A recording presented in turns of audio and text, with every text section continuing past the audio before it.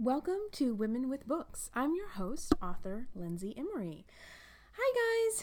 Happy summer! Welcome to my first solo episode in a while.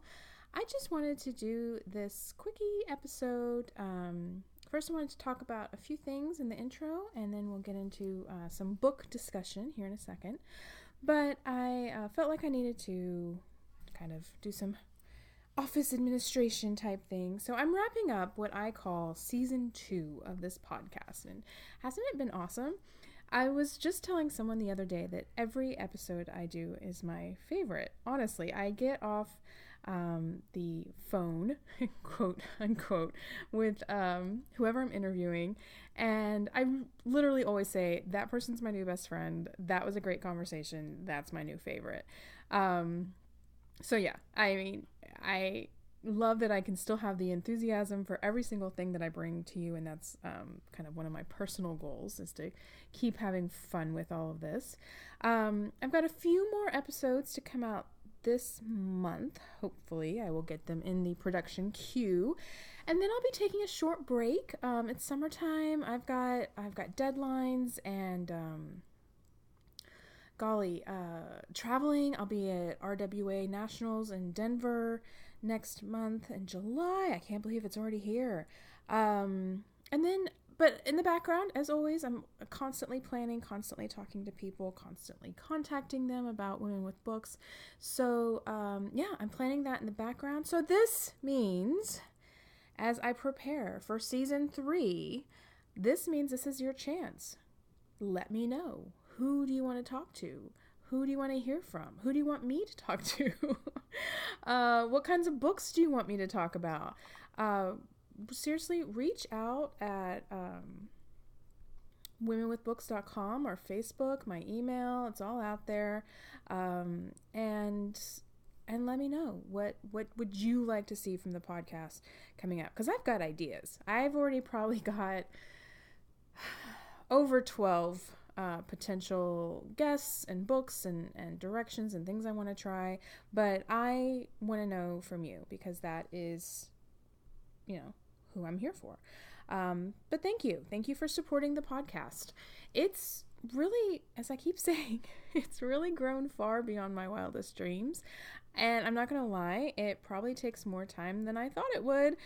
So again, you might see some changes coming in the next few months. I might play with when I release things or how long the interviews are. Like I said, I'm on deadline for my next book, and I am promotion for my next release. The Royal Runaway is ramping up. That new book is coming out October 9th, 2018 from Gallery Books. Review copies are up on NetGalley and Edelweiss if you are a reviewer who would like to get a sneak peek, so feel free to go on over there. And you know what? I just had the genius idea. I think I'm going to do a little giveaway sometime this summer. I need to plan this out because I just thought of it. I'll do a giveaway for advanced copy of The Royal Runaway, but you have to be a subscriber of Women with Books newsletter to do it. So subscribe to my newsletter. I always say it's pretty fun and pretty awesome, and it's short, sweet, and full of content. So go ahead and subscribe if you want to get in on that action. I have some other books I'm going to be giving away too, because you know what? Y'all are my people. I need to give y'all some of my books.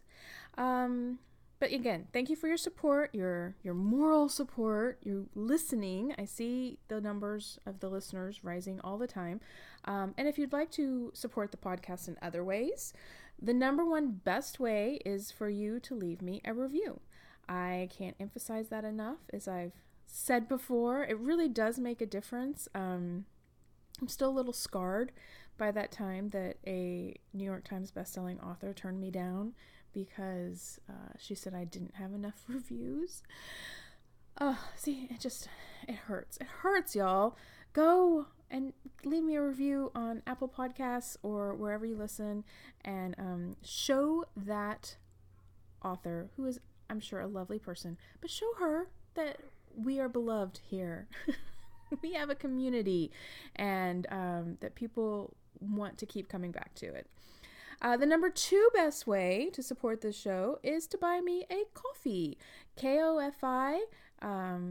It's a more casual, more fun, more cool version of Patreon. As I said in I guess it was my last episode. It took me a while to kind of figure out how I wanted that kind of support to look and feel for me. But yeah, I'll put that link down there. You send me a couple bucks for my virtual coffee, and I feel energized to keep going with this podcast. And the number 3 best way to support this podcast is to sponsor it. So that's a tricky thing, isn't it? I just wanted to briefly talk about that with my readers, my listeners, my audience, because I wanted to be, I just like being completely upfront about these things. I've gotten requests from the beginning, and I just, again, like the Patreon, I just wasn't sure how I wanted to handle it or if I wanted to do it, because, you know, I didn't want to just open up a podcast that I'm working really hard on, that I guess are depending on for certain things. I didn't want it just to be like, and here's a commercial for Chillos. Also, I would be open to Chillo sponsorship. But anyway, I say that. All right. You know, just something random. I didn't want to just like throw in commercials for things that y'all didn't care about or I didn't care about. I'm trying to be intentional about everything I do here. But as time has gone on, as I said, things are growing, things are changing, things are getting bigger, and I have decided that I will open up a few sponsorship opportunities if it makes sense for my readers and for the sponsor. And I promise y'all I will never, sell out or push too much stuff in, because your time is valuable. You care about books, you care about reading, and you care about learning. And so I'm not just going to throw a bunch of stuff in there just to grab the dollar. But I'm open to it. I'm open to other ways that we can all grow the podcast together. So if you are out there and you are interested in sponsoring Women with Books, if you think your audience and mine are a good fit, please reach out and we can talk about it. I'm having those discussions now, so jump on the ball, y'all, for season 3 coming up soon. All right. Now, the subject of today's episode is, drumroll, the 2018 Women with Books Summer Reading Challenge. It is on my blog if you want to go there and read along, lindsay.emory.com/blog. I got this idea because I don't know about you guys, but just a few weeks ago, or in the past few weeks, I don't know if it's school letting out or people starting to go on vacations or road trips, but all of a sudden there's been just question after question after question on Facebook, on other social media. What's a good book to read? Quick, I need to download something. I'm jumping on a plane for Kentucky or Paris or going on a cruise. What should I be reading? And every time that happens, I really do try to go, okay, I know that person, this is what they like, and I try to fit something to them. I could be wrong, I could be right. But it did get me thinking, like, everyone's looking for a good book to read, and let's kind of make it a challenge. I thought I would provide a bunch of recommendations. If you go to my blog, I'll put this all up on my social media. Women with Books Summer Reading Challenge. Basically, I came up with 8 categories that I thought would probably cover most females who are looking for a good book to read this summer. There'd be something for everyone in these categories. It's not a competition, y'all. I'm not keeping track. You don't have to submit your books to me anyplace, although that would be cool. As always, if you're on my newsletter or if you're on a Facebook group or Facebook page, just, hey, this is what I'm reading. I loved it. This is a cool recommendation. I would love to hear that. But otherwise, this is just kind of something fun for you to do, maybe with your friends, put it on social media. Hey, I checked off this, part of the challenge. It would be great. But I thought I would just go through all 8 of the categories. So I know a lot of times I don't put the links anymore up on womenwithbooks.com for books because it just takes a lot of time, and I usually direct y'all to the Goodreads lists that I keep, and I might put these on there too. I haven't decided, but right now I have links to all of the books I'm about to recommend and all of the resources on my blog. Once again, lindsayemory.com/blog, and I'll be putting a link directly to this blog post in the show notes, so you can go straight there and look at the links, the lists, and see if there's anything there that strikes your fancy. So let's get started. I'm basically just going to go through the first category. Of course, the first category I put in was a royal book. We've spent a couple of months here on the podcast talking about different about the royal wedding between Meghan Markle and Prince Harry, now the Duke and Duchess of Sussex. And I had 4 authors on the podcast this spring: Alyssa Cole, Terry Wilson, Geneva Lee, and the Fug Girls, aka Jessica Morgan and Heather Cox, authors of The Royal We. And so I put all of their books down on the list. Of course, you can pick any other royal book to satisfy this challenge category. My upcoming book, if you win that copy, that would be fine.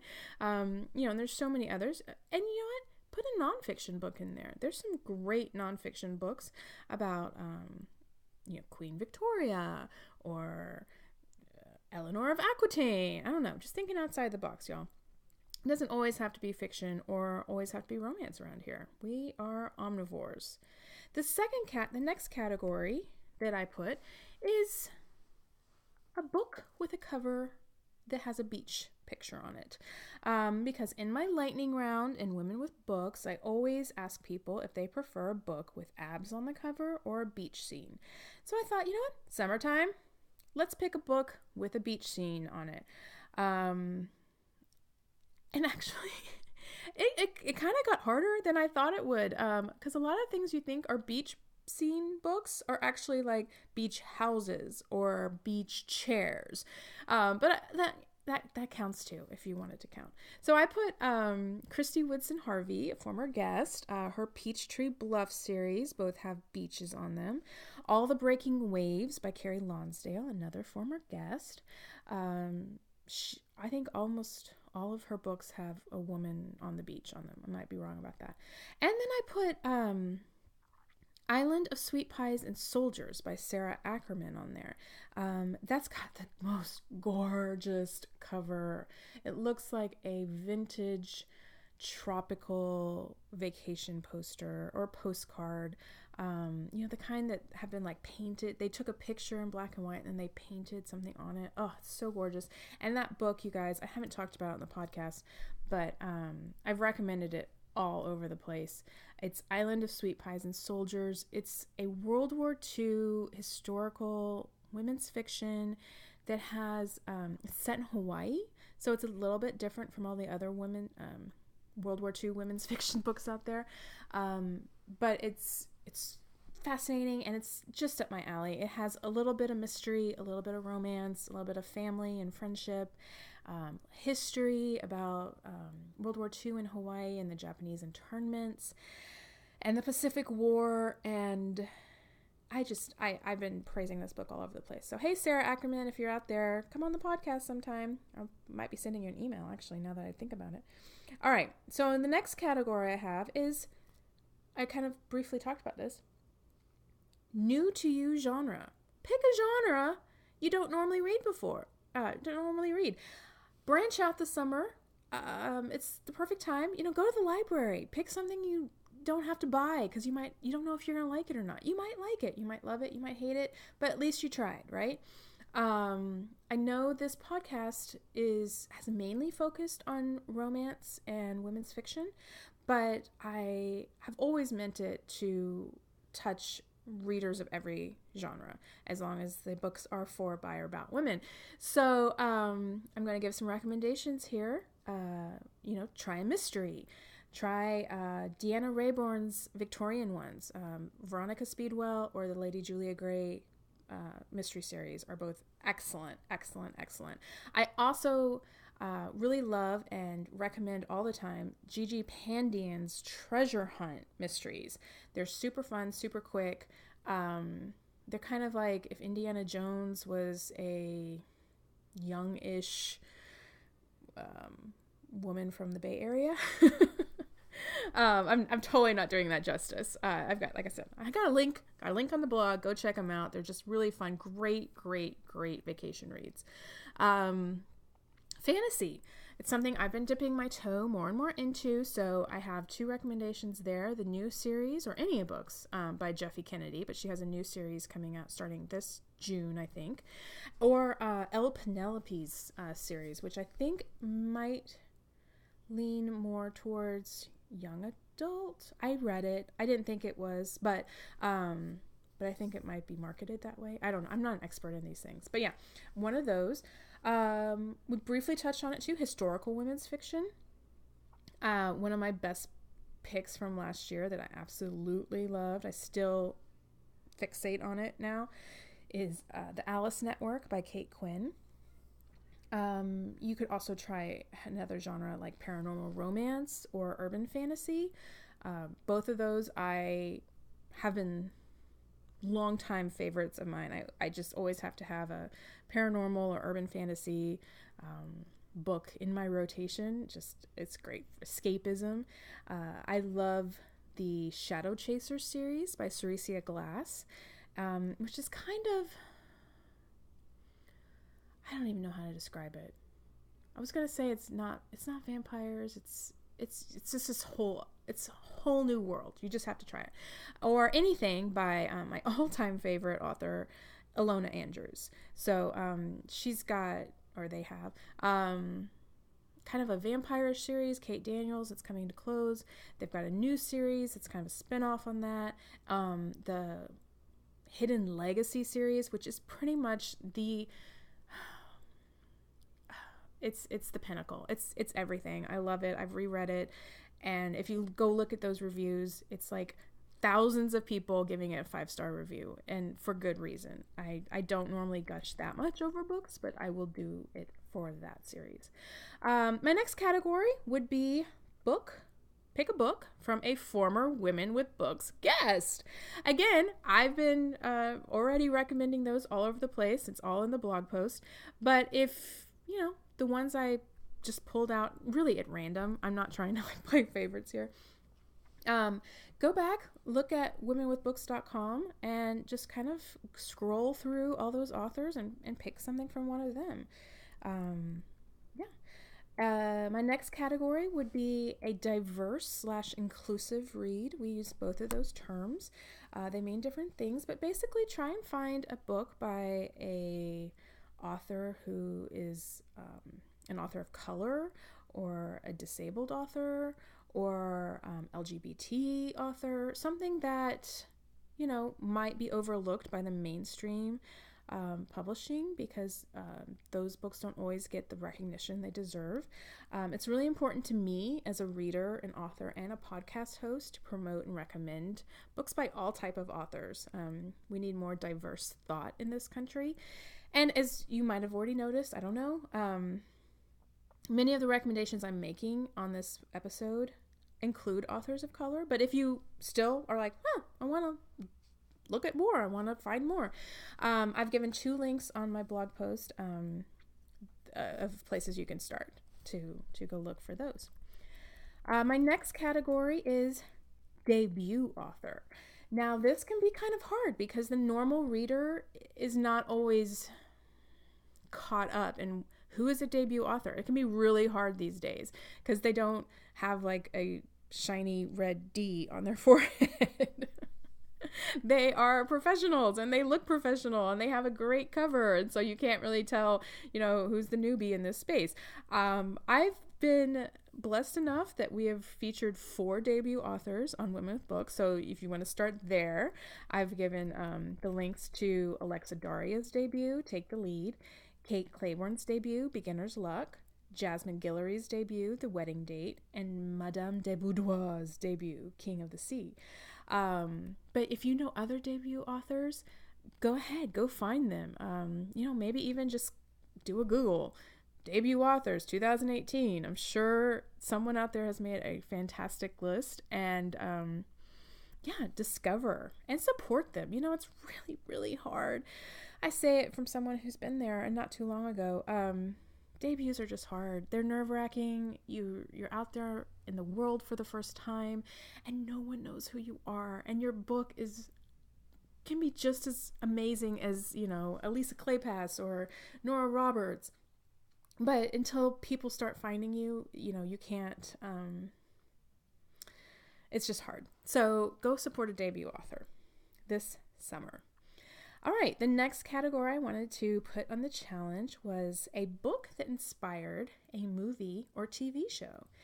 And this is just something that I like to do. I know not everyone does, but I do like reading books that will be or have already been interpreted for the screen.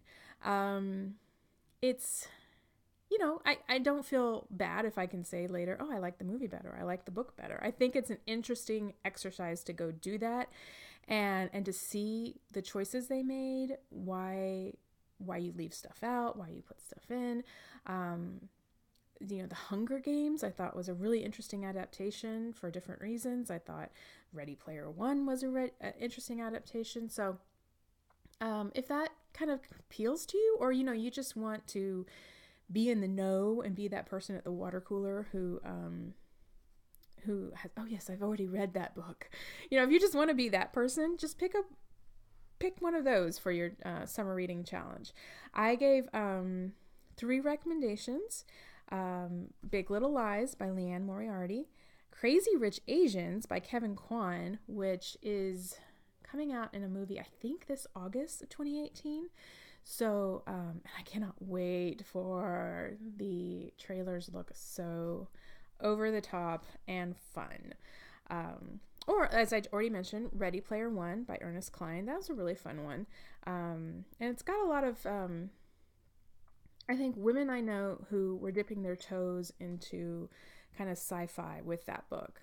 So that might also qualify you for a genre that you don't normally read category. And then I've also got, for my last category, I picked, the category is a book with a pretty dress on the cover. And so like I said, in the lightning round, I always ask people, what do you prefer, abs or the beach scene on the cover? And I do that for reasons, because those are pretty distinct genre differentials. They usually say that the books are pretty different. But my favorite type of cover is a book, a cover with a pretty dress on it. And I've put 3, I had to put them in the blog post. You have to go over and look. I put 3 in here because once you see this graphic, you'll see what I mean. You just want to frame it and put it in your boudoir to gain inspiration from. I picked The 7 Husbands of Evelyn Hugo by Taylor Jenkins Reid. I have recommended this to many, many people, professionally and personally, and everyone I know has really enjoyed it. It's a great vacation read. The next one would be Next Year in Havana by Chanel Clayton, and I also just love this cover. It's so evocative of what the book is. And I love the book because as a Latin American studies major myself, learning about Cuba is just my catnip. And then the third one I picked is A Bollywood Affair by Sonali Dev. And I think the cover I picked was actually, I don't think it was the original cover, or maybe it was like the paperback cover. I'm not really sure, but she always has beautiful covers that are so evocative of the culture that she's writing about. So this is a beautiful teal sari, and there's Mendy tattoos and bracelets. Oh, and a peacock feather. And it's just so gorgeous. You will love it. So, pick one of those three, or, go find a different one. So it's almost like another totally subgenre of book covers. Anything Victorian usually has a beautiful dress on it too. like Deanna Rayburn's Lady Julia Gray series. They really usually go all out for those. So yeah, those are the 8 categories for the 2008 Women with Books Summer Reading Challenge. And I'd love to hear what you pick, or what you're reading, what you would recommend. And, I'll try and catch up and check in a few times this summer on social media, or, on another podcast. So let me know. And, and if you're having a slump, I wasn't going to talk about this, but I'll go ahead because, it's my podcast. I've been talking to people recently about, it's just come up. Like, people was telling me, I'm in a reading slump, or so-and-so recommended this book to me, and I just can't get into it. And it's people often kind of sound guilty that they are in this situation, especially if they're longtime readers or reviewers. They feel bad about it. And I just want to urge you, if you've ever been there, don't feel bad about this. Reading is a pleasure. It is a privilege, but it's mostly a pleasure. It shouldn't be a duty. And, we all go through it. I really do believe that sometimes, what you need to read is deep in your subconscious. It's almost like a vitamin deficiency. You see these things like, well, if you're craving X food, it's because you're deficient in this.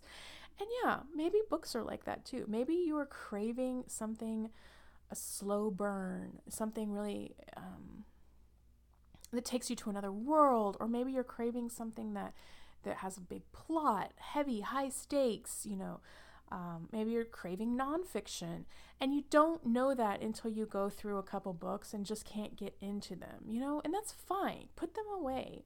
Don't feel bad about it. They're still there waiting for you. You've got a library full of books. Just go through and see what is calling to you. I don't talk about the books I don't finish, because I don't want anyone to read into it. It wasn't a failure of that book. It wasn't a failure of that author. It just wasn't what I needed that day. I can't tell you how many times I've picked up, there's one book in particular, which I'm not even going to say right now, because I would never, ever, ever want that author to hear it and think that there was something wrong with it. Because this is why. Because I picked up that book 3-4 times. People were telling me how much they loved it. I kept picking up, it's not, I don't want to do it. I don't want to read it. I didn't know why, and I wasn't going to make anyone feel bad about it. And then a couple weeks ago, I was going out to the pool with my kids, and I picked it up, and I could not put it down. So what was it? Was I in a different place? Was my brain in a healthier or dysfunctional state? Was I just needing a different form of relaxation all those other times? Maybe, but I'm not going to talk about that because it's unprofessional, or because I would hate, like I said, I would hate for any other author to feel like their book didn't cut for some reason, because I would hate hearing that about mine too. But I would just say, there's no guilt in that. You can put things away, you can put it down, you can do not finish, and pick up something new. And that's what I hope this challenge, if you've been in a slump, go through the categories of this challenge and be like, oh, maybe what I need is a new genre. Maybe what I need is a book with a pretty dress on the front. Because, maybe you just need a different direction, and then you'll unlock whatever it is that your heart was looking for all this time. So that is my solo episode. It feels a little weird. I feel like I need to be asking someone some more questions. But yeah, I will be coming back soon with 2 more interviews. So it's not going to be just me. But please, y'all, leave a review. Send me a note. Tell me what you're wanting for next season. And until then, next time, keep reading.